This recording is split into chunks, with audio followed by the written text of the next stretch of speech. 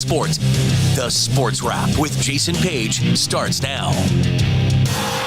Good to have you with us this December 1st, 2023. As Chad Erickson told you, I am Jason Page.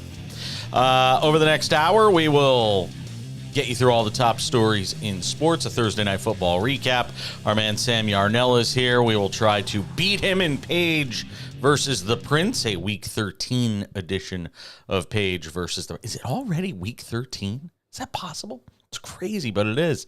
And it's already December, which is even more nuts. Let's start the program out with some NFL chatter today. Always happy to do that with our good friend, the one and only Jason Cole, hanging out with us on the show. NFL Insider Outkick.com. He's also a Hall of Fame selector. What did we learn from the Cowboys win last night, Jason? And look, I mean, I heard some people on the panel on Prime Video saying, well, it shouldn't be that close against a Seattle team that's not that good. You know what? Everybody's got their warts this year, even all the way up to the Eagles. Everybody's got their warts. Everybody has their imperfections. Just get a win at this time of year. And you had to like some of the things you saw out of Dak Prescott. Dak was fine. I mean, Dak's not their problem. Okay. And I made this point before they played the Eagles. Somebody said, how's Dak going to play? I was like, Dak will be fine against the Eagles. Dak's going to do what Dak does. He's an above average, very good quarterback, whatever you want to put him. Is he elite? No. Is he elite in a year where so many quarterbacks have gotten hurt? Maybe. That kind of thing. Like, this is the perfect year that Dak Prescott or Lamar Jackson could win a Super Bowl. They could sneak in. But if you look at Dallas, like, I just look at it and say, they got pushed around, right? Like, you know, they gave up a lot of big plays. This is supposed to be an elite defense. And they gave up 35. They were not elite. They got 35 at home, where they're supposed to be playing faster against Geno Smith, who, again, nice story, but is not a contending quarterback, right? Like, Dak Prescott's a contending quarterback and played like it. Geno Smith played like a contending quarterback, even though he's not really that good. You know, like, the Dallas defense made him look a whole lot better than he is. And this is the same Dallas defense that got lit up by San Francisco. And, like, they got lit up on artificial turf where they're supposed to play a whole lot better. So this doesn't make me feel good about the Cowboys as an overall team. Dak Prescott, I'm fine. You know, that I don't have any qualms with what he's doing or most of the offense is doing. The defense, I got some issues with. And look, I mean, you look at their losses this year, obviously the Week 3 loss to the Cardinals, the 49ers and the Eagles. And when you stack them up against good teams so far, they underperform. They feel to me like maybe a one-win playoff team or sort of that mid-playoff team. And as long as you understand that that's sort of what the expectation level is as an objective football fan with this team, you're not going to be disappointed. Yeah, you'll be all right. Like, could you sneak your way into an NFC championship game somehow? I'd have to, like, you'd have to, like, look at the bracket. You have to rig the bracket a little bit, you know, where you only had to win one big game along the way. But do you expect them to beat both San Francisco and Philadelphia if all those teams are healthy? Not a chance. Detroit, yeah, they could maybe beat Detroit. I could see that. It depends on where the game's played, all those kinds of things. You know, what's the condition of both football teams? I can see that. I don't see them beating quality contenders. Where are you on the Seahawks? Because, you know, Geno had this great year last year, comeback player, all this stuff, and everybody loved Geno. And this team had a draft pick where they could have gone and taken a quarterback. They didn't. And now they kind of find themselves in that middle realm, sort of, you know, no real identity one way or the other. Where does this team go in the offseason if you're talking about a team now that clearly needs probably a better quarterback than Geno Smith and probably needs upgrades at other positions too, but they opted not to go get a quarterback this offseason? You better find one somehow. You better go out and find a quarterback somewhere who's an upgrade over Gino. I mean, Gino's okay. Gino gets you to 500, right? Like, that's okay. That can play. But they have really good tools around him. You know, they went out and got a really good wide receiver as a rookie to go with a really good number one receiver and a really good number two receiver. So they've got 3 quality receivers. Running back position, when Walker's healthy, they're okay. Charbonneau played pretty well last night. Is the offensive line perfect? No, but it's no worse than a lot of other offensive lines in the around the league, even among contenders. Could use some work. They play hard on defense, and they're not extraordinarily talented. So if you want to maintain sort of where you are, you take best player available, you know, work on upgrading your defense, those kinds of things. If you want to become a serious contender, gotta go find a quarterback somehow, some way. Yeah, I agree with you. How surprising, and what's the reaction around the league on the Von Miller story out of Buffalo, and just how sort of awful these allegations are that are out there? Look, Von's got a history. You know, sadly, and he's oftentimes a really, really good guy who has had issues, you know, in his career. There were none that weren't so severe he couldn't get past them, including some, you know, issues with other women earlier in his life, but nothing to this extent, and nothing at this point in his career where you're like, teams are going to look at you and say, you're no longer worth the trouble, right? That's what happens at a certain age for players when they're in a certain physical condition. The league just says, okay, we don't want to bother with this. We'll see you later. And he's close to that right now. Yeah, it feels like it. Is this Aaron Rodgers story, is this his ego needing to be satiated? Because it doesn't seem logical to me that with a 4-7 team that's pretty much out of playoff contention now, if you really look at it, that there makes much sense for him to come back if the goal is to be able to play next year. And they can say all they want. Well, you know, what if there's no risk to re-injuring it? But it just seems to me, for a guy that claims to be as smart as he is, it just doesn't seem like the smart thing to do to come back and play this year. Is this it doesn't seem like it. But the other thing is, Rodgers likes to challenge himself, and he likes to challenge conventional theory, right? Mm-hmm. Like, if you go back to his viewpoint on COVID and taking, you know, vaccines back then, and how he, you know, didn't want to do that and believed in alternatives, this is kind of right up the alley of going against the grain. So to some extent, yes, I agree with that. But I also take a step back from this and say, wait a sec, you have a guy who's one of the all-time greats who's working his butt off to try and get back on the field. There's nothing wrong with that, right? Like, that's a good thing for your team and for your identity, and, you know, for the other guys on that team to see him want to work that hard to get back on the field is symbolism enough to go through the exercise.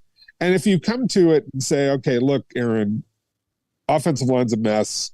We're 4-7 and 4-8, whatever it is by the time you get back there, it's not worth it.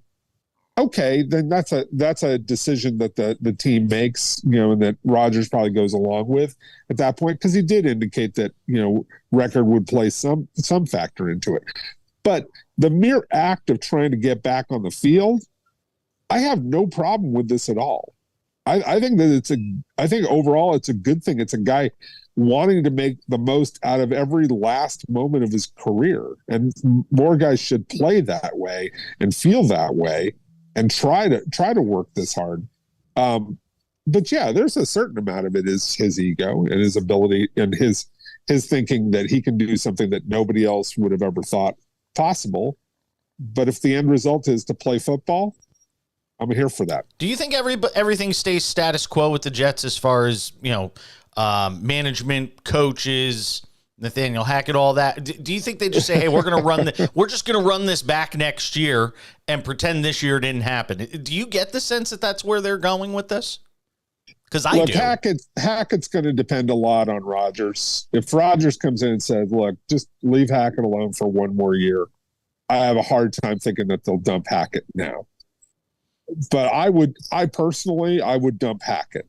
I think that he's shown nothing that makes me, and I'm not saying he's a bad coach, but he's had a couple of bad years here. It's not working, right? Like, it's just not going the direction it needs to go. So, go back to the drawing board, go figure something else out, go learn something else, and, perfect your craft. But right now, you're a crappy offensive coordinator. And there's no two ways around it, because this is, you lost Aaron Rodgers this year. We're not going to blame you for it, but you didn't find a way to even make yourself functional afterwards. And last year with Russell Wilson, you were completely dysfunctional as well. That's 2 straight years of not being functional as an offensive coordinator. So, I'd move on.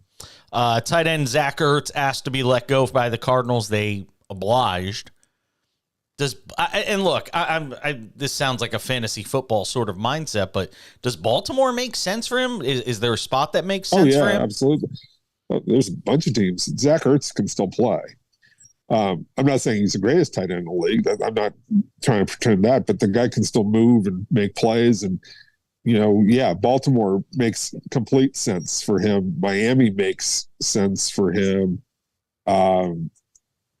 There's a bunch of contenders that would want to take on. San Francisco would probably love to go second tight end with a receiving guy like that. Now, they don't need him, but they could find a way to use him if you wanted to do that. I would assume Dallas wouldn't mind doing 2 tight ends. Philly, they've got Goddard, who's banged up. They might want to bring him back to Philly at this point in time. I'm not sure he wants to go back to Philly, but if they can make that, if they can reclaim that relationship, I'm sure that Philly would take him. But he's an asset at this point in time. If you're talking about let's get through 7 games, that guy can help you a lot. Are you buying the Jacksonville Jaguars? Have they? No. Have they? You and Sam. No, I'm buying on them as a contender in the AFC, and you're just telling me you just squashed my hopes. Well, and dreams. I mean, like, what level of contender is sort of the question. Could they? Can you paint a scenario where the Jacksonville Jaguars get into the Super Bowl? Yes, I certainly could do that. Okay. All right, but I think they've got some major consistent flaws, particularly on defense, that just make me go, that's not good enough. The only way that it becomes good enough is if other teams regress to them, right? That's how I see that works. Kansas City has to regress. Baltimore has to regress.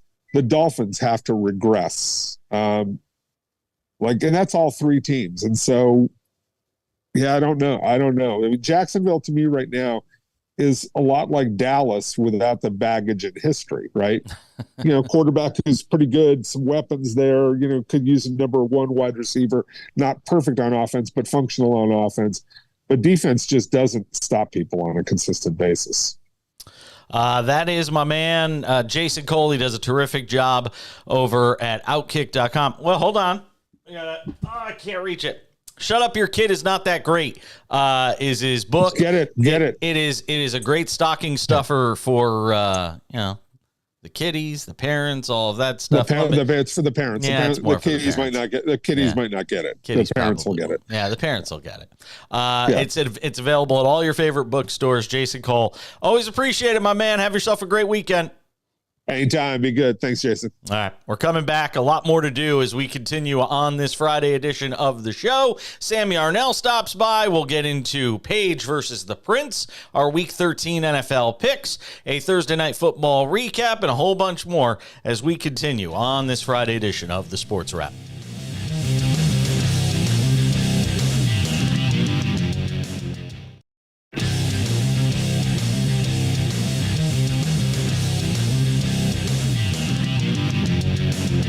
Sports Wrap continues on this Friday.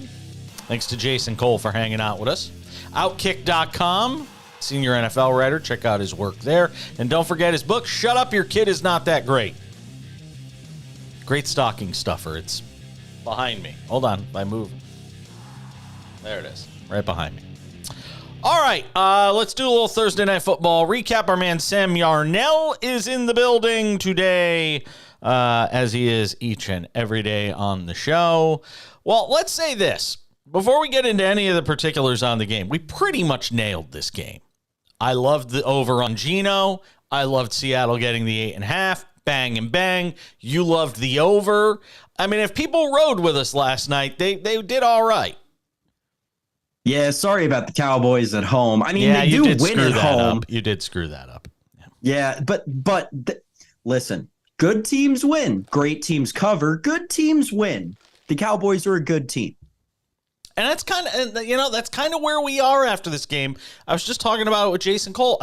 They're sort of that mid-playoff team. And I think the question he posed, which I'll now pose to you, because you probably didn't see our conversation, is simple.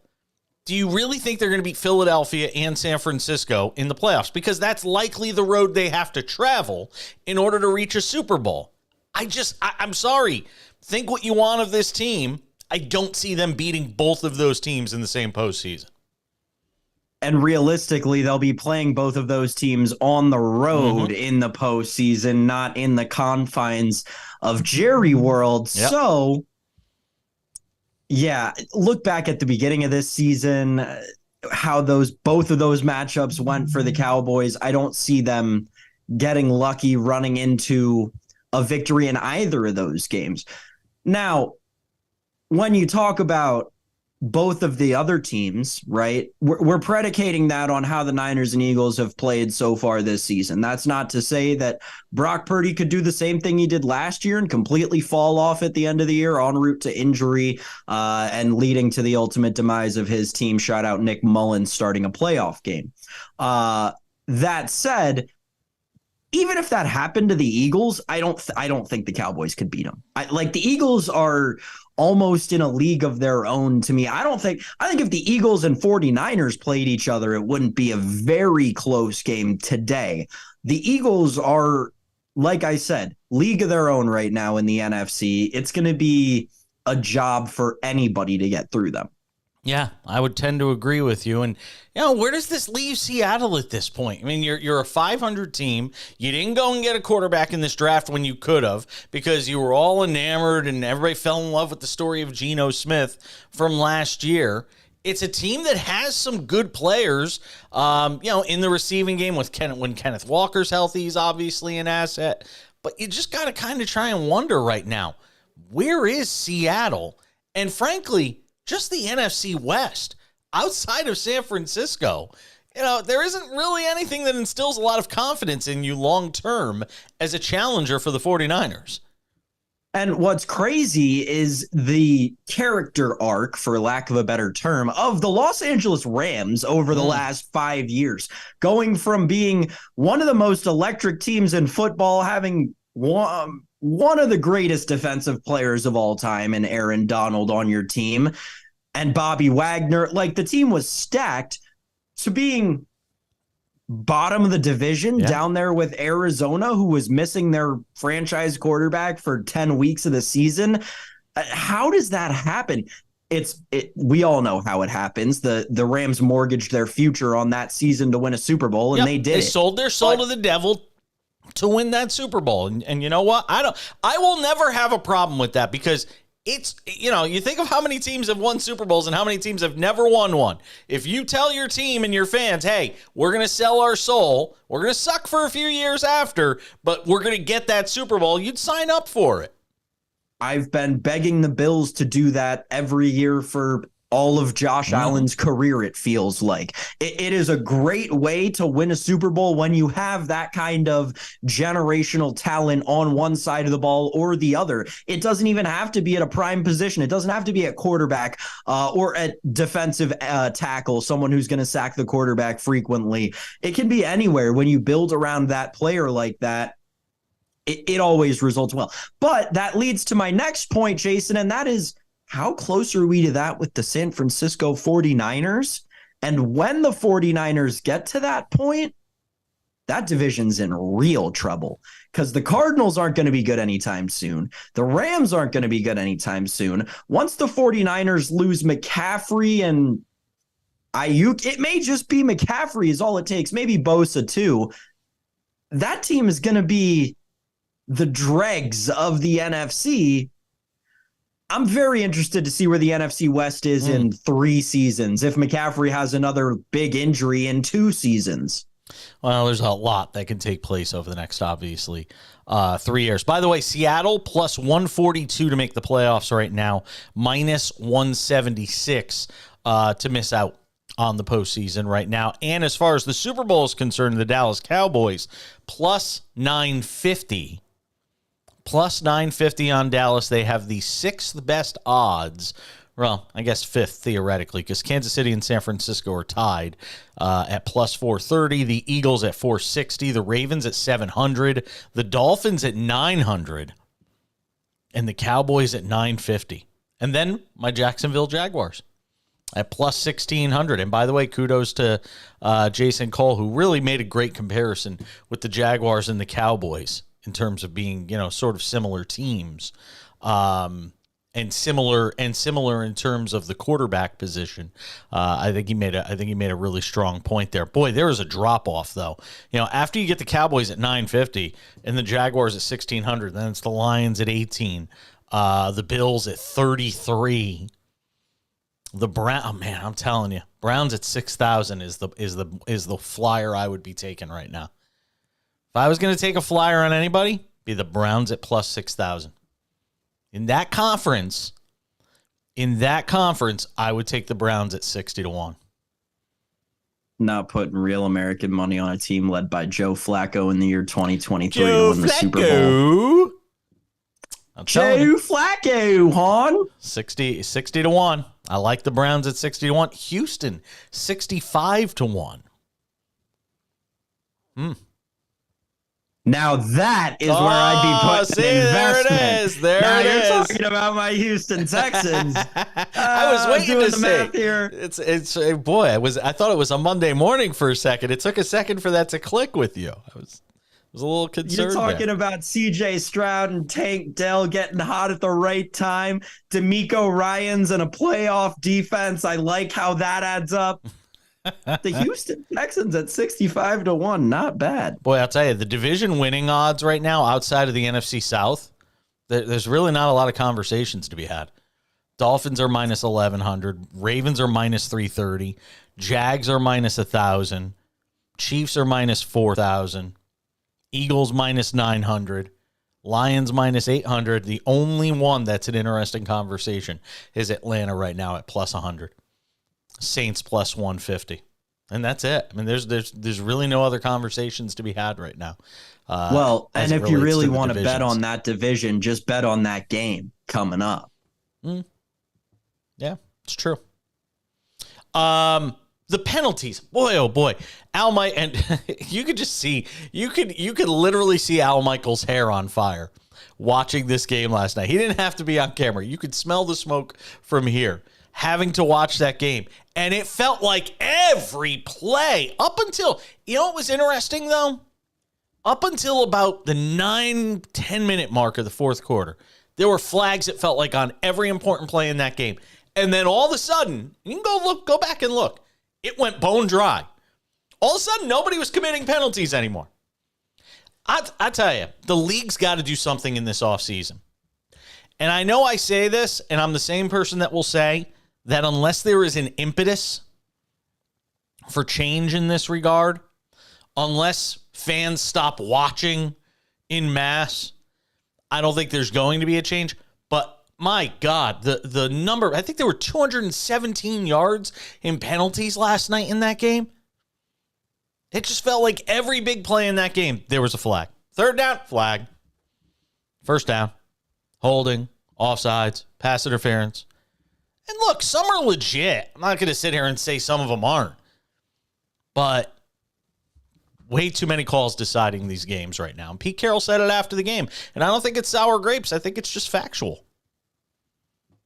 I'm with you. I've been saying it for weeks, Jason. The on-field product is at an all-time low because there are so many different avenues that revenue is coming into the league at this point. They've completely stopped caring about the on-field product, and that starts and, quite frankly, ends with referees. They are the beginning and the end of that problem. Is the league ever going to do anything about it? No, because no professional sports league will do anything about officiating because they're all protected by some of the strongest unions in the world. And we saw that, right? Yep. 10, 15 years ago when the NFL, when the NFL had the referee work stoppage and they replaced NFL refs with flag football refs. Oh, it was so it's bad. Depressing. Yes, it was. All right, we still got Page versus the Prince to get to. Yes, Sam and I, week 13, sorry. Hopefully, we can get off the 2-2 sort of line. That mediocrity, losing the VIG. We're kind of tired of it. We'll hope to change it this week as the Sports Wrap continues on this Friday.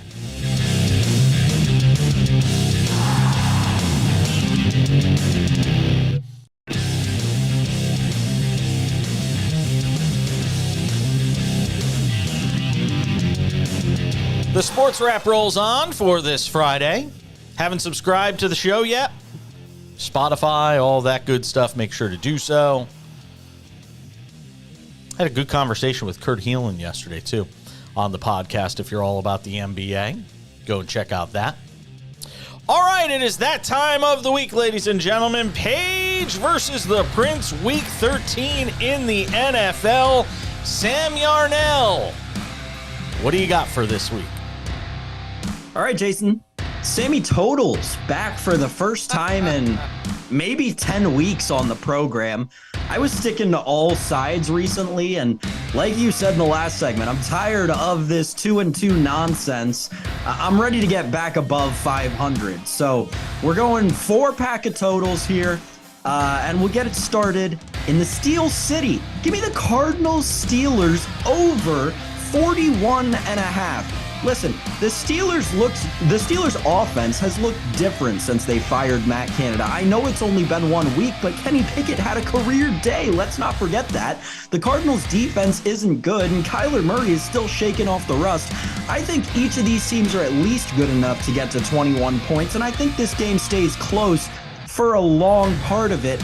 I see the final score of this game 27-24, 35-27, something like that.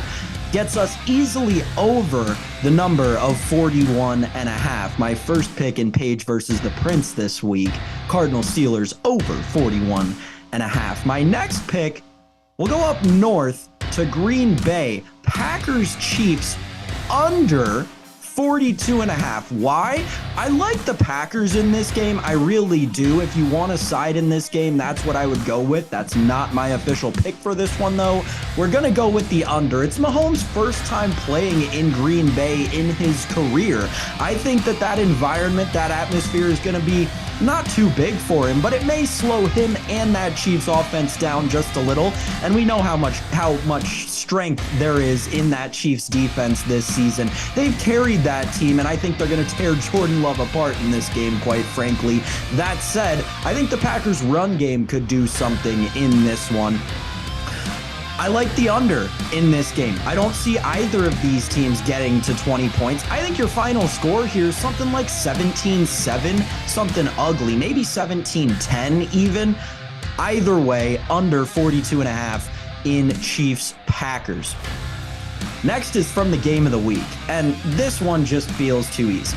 49ers Eagles over 47.5. What else do I need to say? You saw what the Eagles did last week. The 49ers offense is just as, if not more, electric than that Eagles one. I think that both of these teams are poised to put up at least 25 points. I would say you're looking at like a 35-30 kind of game. You could alt this over up as much as you want, quite frankly. I'm taking it at 47.5. I think we get more points in this game than we did last week in the Eagles-Bills game. My last pick, this one's ugly. I'm going to put that out there right now. There are going to be people unhappy with me for giving out maybe the ugliest pick on the board this week. Give me Panthers Bucks over 36.5. Listen, I think Bryce Young comes out this week after the firing of head coach Frank Reich. We see it time in and time out. These teams fire head coaches and then come out and put up a gong show performance in the next game. And Baker Mayfield's been serviceable. That said, both of these defenses have been garbage this year. I like both of these quarterbacks to go for 300 yards each. Wow. Give me the over 36.5 in Panthers Bucks this week, Jason. So my 4-pack for Page versus the Prince: Cardinals Steelers over 41.5, Packers or Chiefs Packers under 42.5, 49ers Eagles over 47.5, and Panthers Bucks over 36.5. Man, that one's ugly. My understanding is you got a bonus for us too. That's true. So I've got a little teaser. I cooked something up in the lab last night. I was playing with some alts, things like that. Here we go. 3-legger. First of all, you're going to alt the Tennessee Titans spread up to 7.5. We're going to go Titans plus 7.5. Second leg, Cardinals Steelers over 35.5. We're buying points, getting it down below that key number of 37.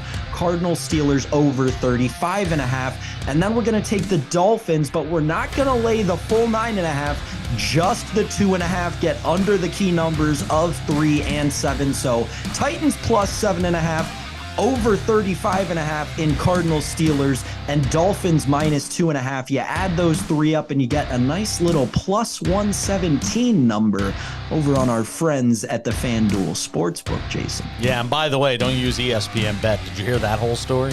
Oh my gosh. God. Oh. Read the fine print, man.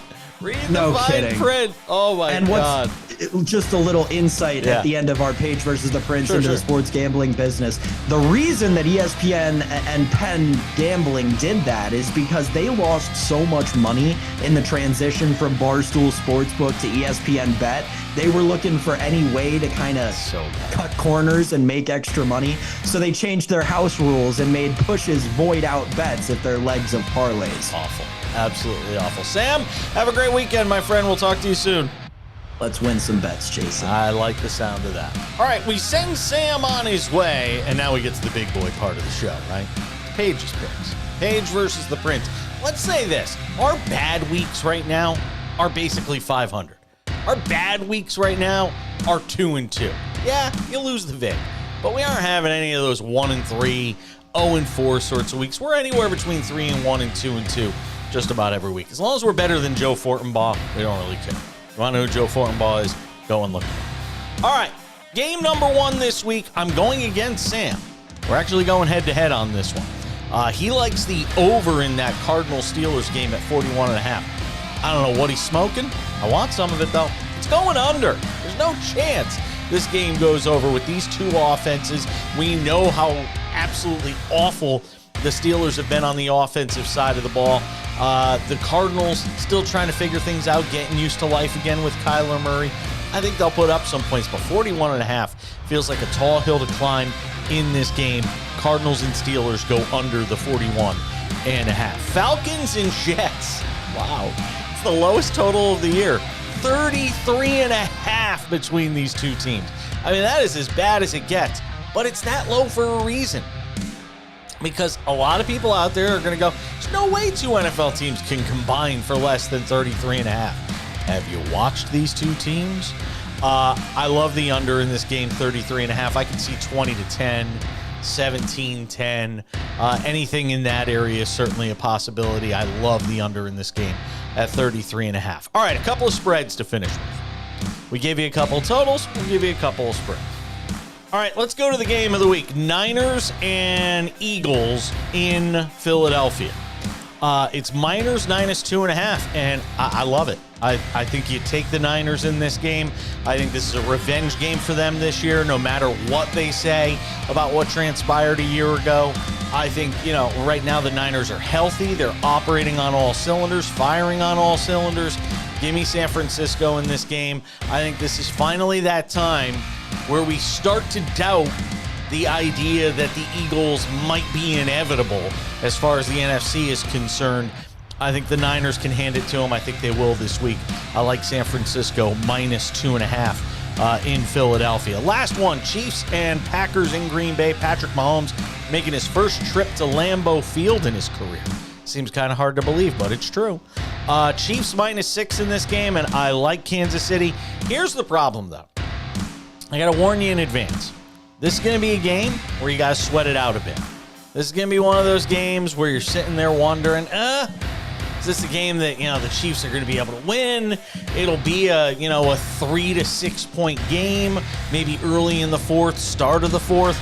But by the time it's all said and done, it will be the Chiefs that get the win in this game, minus 6. I think they win by 7 to 10 points. But again, it's going to be a sweat. It will not be for the faint of heart.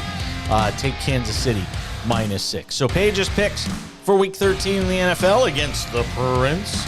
Cardinals and Steelers under 41.5. We got the Falcons and Jets under 33.5. The Niners minus 2.5. Chiefs minus 6 in Green Bay. When the Sports Wrap continues, odds and ends, a few stories to finish your day, including one involving LeBron James that some people are going to be talking about. We'll get to it next.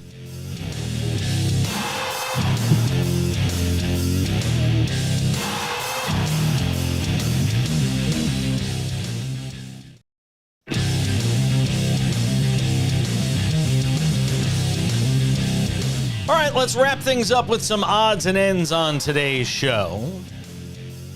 A few interesting stories to send you on your way for the weekend, because we do talk about sports betting stuff on this program.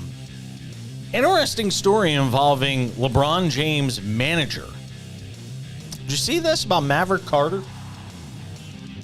And look, I wouldn't say that the guy's in hot water, but it's a bizarre story, and I don't think anybody's going to question whether or not LeBron James is betting on sports or betting on the NBA or any of that stuff. I don't think this story rises to that level. But Maverick Carter, the manager for LeBron James, who's also a business partner of his, told federal agents in 2021 he had bet on NBA games through an illegal bookmaker. That, according to the Washington Post, who put that story up on Thursday. In his admission in November of 2021, Carter told federal agents he, quote, could not remember placing any bets on the Lakers and denied placing bets for others, according to a report summarizing the interview that was reviewed by the Post. Quote, in 2021, and before 38 states and the District of Columbia legalized sports betting, Maverick Carter was interviewed a single time by federal law enforcement regarding their investigation into Wayne Knicks. Mr. Carter was not the target of the investigation, cooperated, was never charged, never contacted again on the matter. According to the report reviewed by the Post, Carter said he placed approximately 20 bets on football and basketball games over the course of a year, with bets ranging from $5,000 to $10,000. Now, it should be noted, the NBA prohibits players, team officials, and league officials from placing wagers on league games. And the National Basketball Players Association also includes agents in this rule, but business managers are excluded. So it's kind of a gray area. Make what you want of it.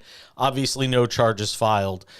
Knicks, by the way, is a former minor league baseball player. He pled guilty in April of 2022 to conspiracy to operate an illegal sports gambling business, filed a false tax return as well. So, interesting story.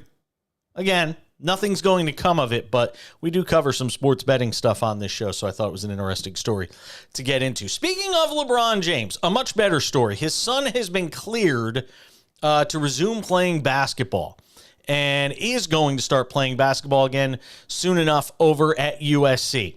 And LeBron James says whenever his son makes his debut for USC, he's not playing his NBA game that night if there is a situation where they fall on the same night. Now, we don't know when LeBron James' son's first appearance is going to be for USC. He's going to do some practicing. They're going to find out, what kind of condition he's in. And then eventually he's going to play. There are some conflicts on the schedule between when the Lakers and USC play, so no word yet as to whether or not LeBron will have to sit out a game. I'm sure the Lakers aren't probably thrilled about it, but considering the fact that it's LeBron James, I think they will probably give him a pass. Last one before we go. There's a lot of bad stuff about guys in sports and bad stories. We talked about the Von Miller story, the Josh Giddey story that we've been getting into. This is a fun one to finish with. Dolphins wide receiver Tyreek Hill, who has, by the way, been in the news for the wrong reasons throughout his own career at various times. Well, this time he's in the news for a good reason.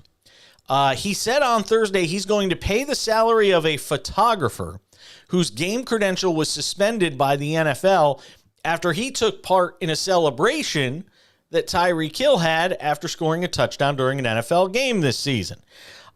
Kevin Fitzgibbons is contracted by the NFL to shoot Dolphins home games, said he was suspended for the remainder of the season and possibly for good by the league for his role in Tyreek Hill's touchdown celebration in Week 6 against the Panthers. I think he did like a backflip or something like that, and he had the camera or cell phone in his hand. He took Fitzgibbons' cell phone, filmed himself doing the backflip. The photographer was seen getting excited. Kudos to Tyreek Hill for paying the guy's salary for a year. And you know what? Come on, NFL. The guy's a photographer. You get caught up in the moment. You do something fun. Why the NFL is going to ban this guy? And again, just sort of going into that whole thing of the NFL, yet again being the no fun league. A lot of fun here, though. We're done for this week. We'll see you back here on Monday.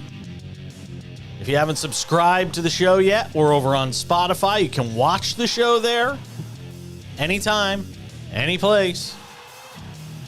You can listen to the show there. We're also on all your other favorite podcasting platforms. Thanks to Jason Cole. Thanks to Sam Yarnell. I'm Jason Page. We'll see you back here on Monday.